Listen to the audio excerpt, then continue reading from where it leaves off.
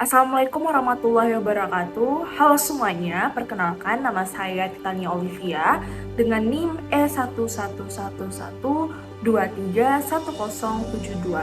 Jadi kali ini saya akan menjelaskan suatu materi organisasi internasional dan kali ini saya mengambil organisasi G20. So without any further ado, langsung saja kita mulai. Nah, baiklah teman-teman, langsung saja kita mulai. Nah, hari ini saya akan menjelaskan tentang G20. Nah, kita mulai dulu dari sejarah terbentuknya organisasi ini. Kenapa sih G20 ini bisa ada? Kenapa bukan G7 aja yang ngurus ekonomi dunia? Yuk kita bahas. Jadi, teman-teman, G20 ini pertama kali dibentuk pada tahun 1999. Kenapa? Karena sebelumnya dunia itu baru saja mengalami krisis keuangan Asia pada tahun 1997 sampai 1998. Krisis ini itu parah banget teman-teman. Bikin banyak negara di Asia itu ambruk ekonominya. Waktu itu negara-negara besar sadar bahwa mengatasi masalah ekonomi global itu nggak bisa hanya mengandalkan negara maju seperti di G7. Tapi kita juga harus melibatkan negara berkembang yang juga punya pengaruh besar dalam ekonomi dunia. Awalnya G20 itu bukan hanya pertemuan presiden atau perdana menteri, tetapi mereka itu hanya fokus untuk sebagai forum untuk menteri keuangan dan juga gubernur bank sentral dari negara anggota.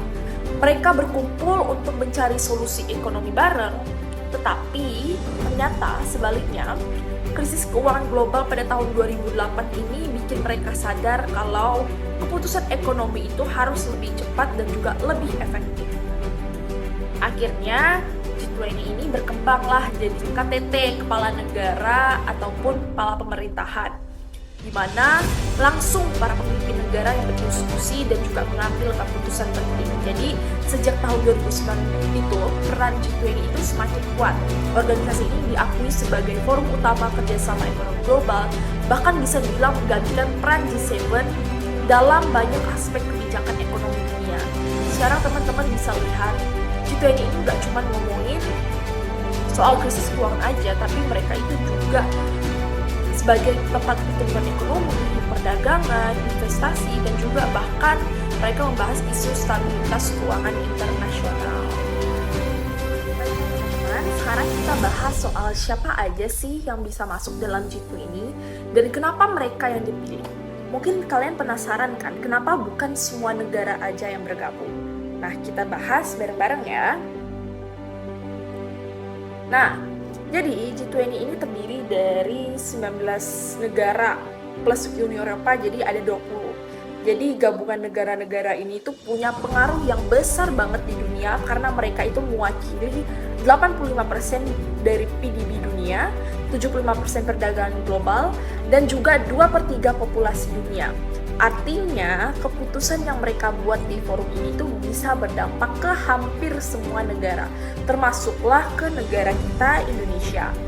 Nah, siapa aja anggotanya? Jadi, kita bisa lihat satu persatu. Nah, jadi dari Amerika Serikat itu ada Kanada, Meksiko, Brazil, dan juga ada Argentina. Lalu yang dari Eropa itu ada Inggris, ada Jerman, Prancis, Italia, dan juga Uni Eropa sebagai satu entitasnya. Lalu dari Asia ada Tiongkok, ada Jepang, Korea Selatan, India, Indonesia. Terus dari Timur Tengah ada Afrika, ada Arab, Saudi, dan juga Afrika Selatan. Terus dari Oceania itu ada Australia, dan terakhir ada juga Turki dan juga Rusia yang juga masuk ke dalam daftar anggota G20. Nah, kok kenapa negara-negara ini yang dipilih? Kenapa bukan negara lain? Simpelnya teman-teman, negara-negara ini itu punya pengaruh yang sangat besar dalam ekonomi global. Jadi G20 ini gabungan negara maju dan juga negara berkembang kayak kita, negara India dan juga Indonesia. Jadi bukan cuma negara kaya aja yang membuat kebijakan, tetapi juga negara yang masih berkembang kayak negara kita Indonesia dan juga negara Brazil itu juga bisa membuat kebijakan. Tujuannya apa? Tujuannya agar kebijakan ekonomi dunia itu menjadi lebih adil dan juga lebih inklusif. Sekarang kita masuk ke bagian yang gak kalah penting, yaitu yaitu soal pendanaan dan juga pengeluaran G20. Mungkin ada yang kepikiran, G20 ini kan bukan organisasi yang punya kantor tetap atau iuran anggota. Terus uang buat kegiatannya dari mana ya? Nah, kita bakal bahas bareng-bareng. Baiklah, yang pertama kita bakal masuk ke pendanaan G20. Jadi teman-teman, fun fact-nya, G20 ini tidak mempunyai anggaran tetap. Jadi sumber pendanaannya itu tergantung pada beberapa hal. Yaitu ada 3. Yang pertama itu adalah dari dana utama dari negara ketua alias presidensi G20. Jadi tiap tahun itu ada satu negara yang akan menjadi tuan rumah dan otomatis mereka harus menanggung biaya penyelenggaraan acara tersebut. Contohnya kayak apa? Contohnya seperti India yang menjadi presidensi G20 pada tahun 2023 dan mereka itu harus membiayai semua pertemuan G20 termasuklah KTT di Delhi. Bisa dibilang ini itu investasi untuk negara yang menjadi presidensi karena mereka itu bisa meningkatkan citra internasional mereka. Lalu yang kedua dari kontribusi dari negara anggota. Nah, kadang negara anggota lain itu juga bisa ikut menyumbangkan dana tambahan untuk program tertentu. Lalu yang ketiga adalah sponsor dari kemitraan, yang dimana ada beberapa kegiatan G20 ini dapat didukung oleh lembaga keuangan internasional ataupun sektor-sektor swasta. Nah, lanjut kita akan masuk ke pengeluaran G20. Nah, terus uang yang dipakai itu untuk apa aja? Nah, ada beberapa hal penting yang dibiayai oleh G20. Jadi ada 4 di sini.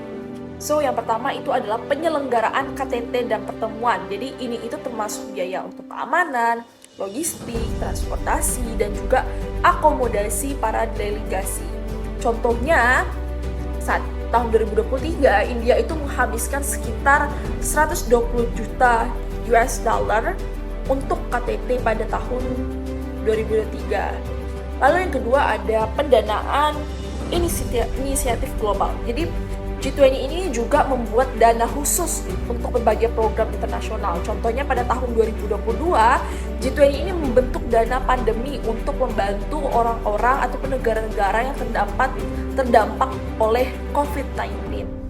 Lalu yang ketiga ada studi dan juga riset ekonomi. Jadi G20 ini sering bekerja sama dengan IMF dan Bank Dunia untuk analisis ekonomi global. Contohnya pada tahun 2023, G20 ini mendanai riset tentang dampak ekonomi perang Ukraina. Lalu yang keempat itu adalah proyek keberlanjutan dan juga pembangunan. Jadi teman-teman, G20 ini juga mempunyai atau mendukung proyek-proyek besar untuk pembangunan global. Jadi pada tahun 2023, G20 ini meluncurkan inisiatif untuk mendukung transisi energi bersih di negara-negara yang sedang berkembang. Nah, jadi setelah India yang pada tahun 2023 kemarin, Brazil itu menjadi presidensi G20 juga pada tahun 2024 dan akan mengatur serta membiayai KTT pada tahun-tahun berikutnya. Jadi meskipun G20 ini nggak punya anggaran tetap, ada sistem pendanaan yang memastikan forum ini tuh bakal terus dan tetap berjalan. Kita masuk ke pembahasan tentang fungsi G20 sebagai organisasi internasional. Jadi fungsinya sendiri kali ini akan saya bagi menjadi 2, yaitu fungsi secara umum dan juga fungsi dari teori Cliff Archer. Jadi langsung aja kita bahas. Jadi langsung aja. Oke, so sebagai organisasi internasional, G20 ini punya beberapa fungsi utama yang membuat forum ini tuh menjadi sangat penting dalam ekonomi global. Ada apa aja? Jadi di sini ada 4. Yang pertama adalah sebagai forum diskusi dan juga koordinasi kebijakan global. Jadi G20 ini bukan sekedar kumpulan negara yang ketemu saja tiap tahun, tapi ini sebagai wadah utama untuk negara-negara dengan ekonomi terbesar di dunia untuk berdiskusi dan juga membuat kebijakan bersama. Contohnya waktu krisis keuangan global 2008, G20 sepakat buat memberi stimulus ekonomi besar-besaran supaya dunia ini nggak jatuh ke resesi yang lebih parah. Mungkin bisa dibayangkan kalau waktu itu tidak ada G20, mungkin pemulihan ekonominya itu bakal lebih lama. Lalu yang kedua itu adalah menyediakan rekomendasi kebijakan global. Jadi tujuan utama G20 itu adalah menjaga agar ekonomi dunia itu tetap stabil dan nggak gampang jatuh ke dalam krisis. Jadi forum ini itu juga mendorong pertumbuhan ekonomi yang lebih seimbang, inklusif, dan juga berkelanjutan. Misalnya G20 mendukung reformasi IMF dan Bank Dunia supaya lebih efektif dalam membantu negara-negara yang sedang berkembang, yang butuh bantuan keuangan. So dengan cara ini G20 itu bisa memastikan ekonomi global itu menjadi tetap kuat dan juga tetap stabil. Lalu yang ketiga, G20 itu menjaga stabilitas ekonomi global. G20 itu nggak cuma ngomongin masalah ekonomi aja, tapi juga menyiapkan kebijakan-kebijakan global yang bisa menjadi acuan untuk negara lain. Salah satu kebijakan yang paling berpengaruh itu adalah soal pajak internasional. Jadi pada tahun 2021, G20 itu menyepakati pajak minimum global 15% untuk perusahaan multinasional. Jadi perusahaan-perusahaan besar itu nggak bisa lagi mengeluarkan trik untuk menghindari pajak dengan pindah ke negara yang pajaknya rendah. Itu nggak bisa lagi. Lalu yang keempat, jadi G20 itu menjembatani kerjasama internasional. So, G20 ini juga berfungsi untuk menyatukan kepentingan negara maju dan juga negara berkembang. So, forum ini tuh membantu mereka mencari titik tengah dalam kebijakan ekonomi, perdagangan, dan juga investasi. Misalnya, dalam pemulihan ekonomi pasca COVID-19, G20 ini menjadi platform utama untuk diskusi tentang cara mengatasi dampak pandemi dan juga mendukung pembangunan. Nah, baiklah teman-teman, tadi kita sudah membahas fungsi secara umumnya G20 sebagai organisasi internasional. Jadi sekarang kita bakal membahas lebih dalam menurut teorinya Cliff Archer. Nah, jadi teman-teman, menurut Archer sendiri organisasi internasional itu punya 9 fungsi utama. Nah, G20 ini menjalankan beberapa di antaranya.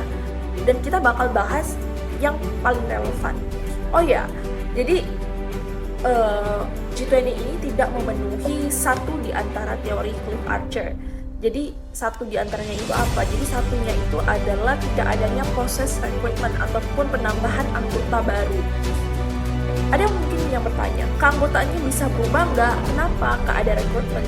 Jawabannya nggak bisa. G20 itu beda dari organisasi lain yang bisa membuka pendaftaran anggota baru.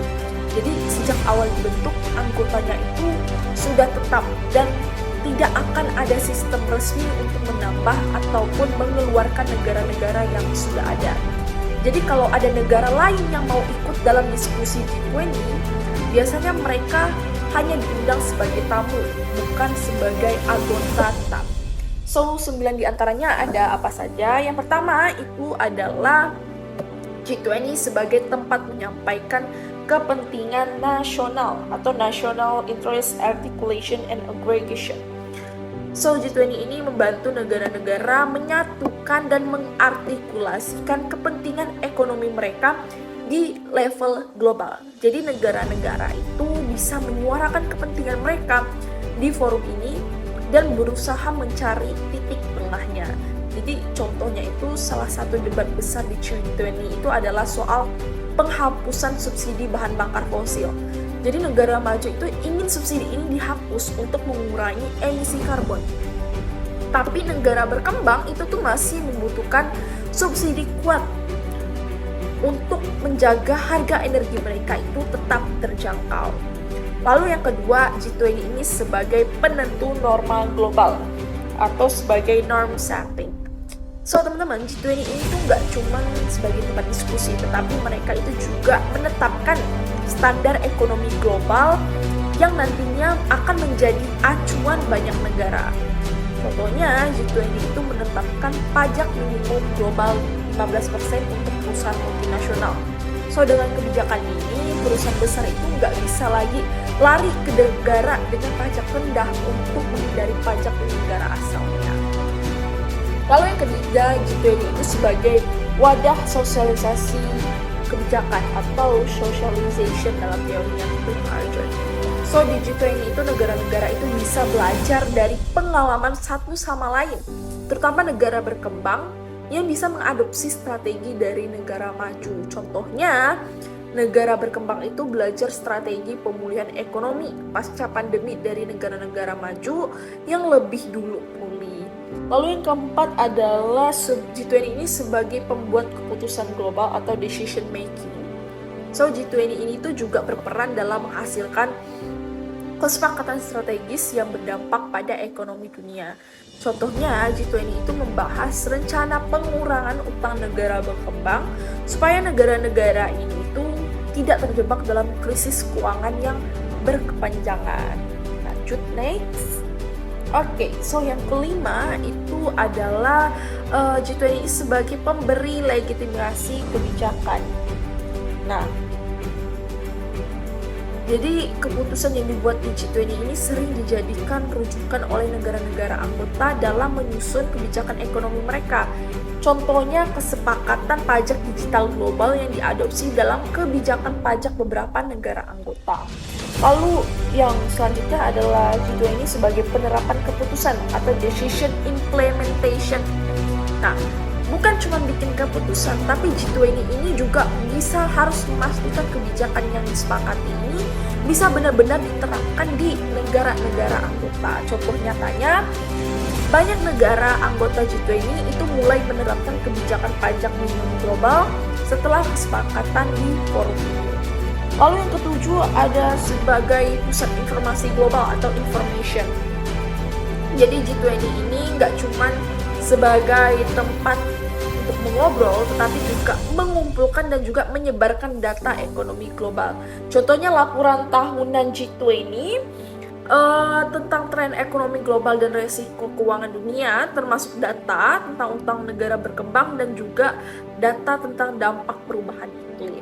Lalu yang ke-8, yang terakhir dalam teori Cliff Archer ini adalah G20 sebagai pelaksanaan ataupun inisiator program global. Jadi yang G20 ini nggak cuma sebagai diskusi, tapi juga menginisiasi berbagai program global yang langsung berdampak ke banyak negara. Contohnya pada saat itu G20 ini membentuk dana pandemi untuk membantu negara-negara yang menghadapi krisis kesehatan akibat COVID-19. Baiklah teman-teman, karena tadi kita sudah membahas fungsi G20, sekarang kita lanjut ke peran G20 sebagai organisasi internasional menurut teori Cliff Archer. Jadi menurut Archer, organisasi internasional ini bisa berperan dalam 3 hal utama, yaitu ada instrumen, arena, dan juga aktor. Nah, gimana cara G20 ini menjalankan peran ini? Yuk kita bahas. So, yang pertama, G20 ini sebagai instrumen. Jadi pertama, G20 ini bisa digunakan sebagai alat kebijakan luar negeri oleh negara anggotanya. Artinya, negara-negara G20 ini sering menggunakan forum itu untuk mendorong kepentingan ekonomi mereka sendiri di tingkat global. Contohnya, negara berkembang seperti Indonesia dan juga India ini memanfaatkan G20 ini untuk menuntut pendanaan transisi energi hijau supaya mereka ini bisa beralih ke energi yang ramah lingkungan tanpa membebani ekonomi domestik. Lalu yang kedua, G20 sebagai arena atau forum atau wadah. So, selain sebagai alat bagi negara-negara tertentu, G20 ini juga berfungsi sebagai forum diskusi global. Jadi ini adalah tempat negara-negara besar berkumpul, membahas isu ekonomi, dan juga mencari solusi bersama.